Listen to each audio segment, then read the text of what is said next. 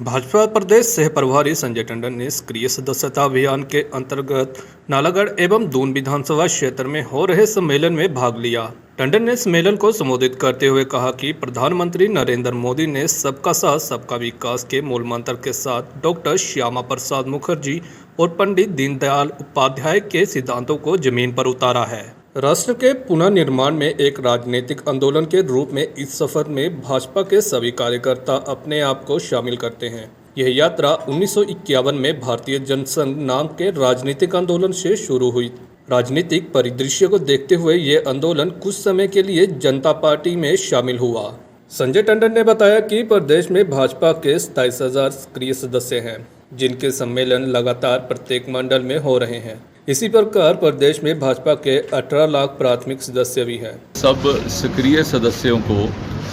Bharatiya Janata party की जो इतिहास है, उनकी जो रिद्धि सिद्धि है, जो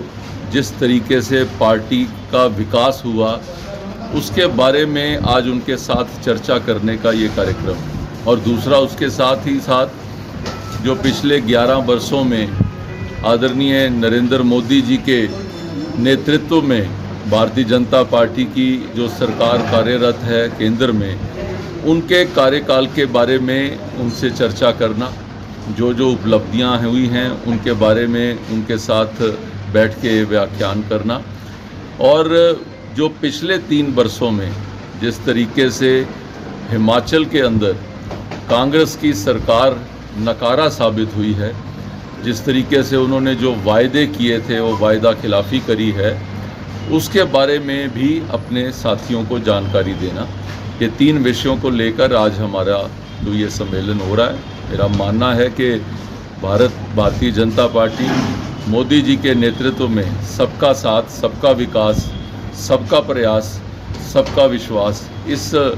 इस लोगों के साथ हम आगे बढ़ रहे हैं और ये कार्य करते रहें। कार्यक्रम में जिला अध्यक्ष रतनपाल सिंह, दर्शन सैनी, परमजीत सिंह पम्मी और बड़ी संख्या में कार्यकर्ताओं ने भाग लिया। भारतीय जनता पार्टी ने कुछ समय पहले प्राइमरी मेंबरशिप की, उसके बाद में सक्रिय मेंबरशिप की गई थी, जिसमें दून से 287 लोग जो थे वो सक्रिय मेंबर बने थे। उन्हीं का सक्रिय सदस्यों का सम्मेलन यहाँ पे दून मंडल में किया गया, जिसमें मुख्य अतिथि के रूप में हिमाचल प्रदेश के सह प्रभारी आदरणीय संजय टंडन जी आए थे। तो उन्होंने पार्टी के उदय से लेकर मोदी सरकार के इन 13 वर्षों के कार्यकाल के बारे में विस्तार से चर्चा की।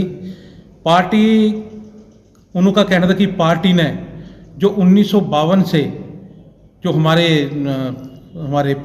पार्टी के आदरणीय श्यामा प्रसाद मुखर्जी, पंडित दीनदयाल उपाध्याय जी, इन सभी ने जो एक कल्पना की थी पार्टी को लेकर कि अंत्योदय के ऊपर और अन्य विषयों के ऊपर, जैसे एक निशान, एक संविधान, एक प्रधान, जो 370 धारा थी, उन्होंने जो 1952 में इसके विषय पे चर्चा की थी। हमारे एजेंडों में जो था, उनको पार्टी ने सत्ता में आने के बाद उन सभी विषयों को, चाहे वो राम मंदिर का विषय था,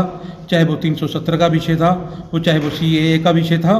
चाहे वो अंत्योदय या एकात्म मानववाद का विषय था, उन सभी विषयों को पार्टी ने अपनी सत्ता आगे भी जो आदरणीय मोदी जी ने विकसित भारत का 2047 का जो संकल्प लिया है, आने वाले समय भी पार्टी उसको पूरा करेगी और सभी कार्यकर्ताओं को, सक्रिय कार्यकर्ताओं को घर घर जाकर मोदी जी की, बीजेपी की नीतियों का। नालागढ़ से लवली ठाकुर की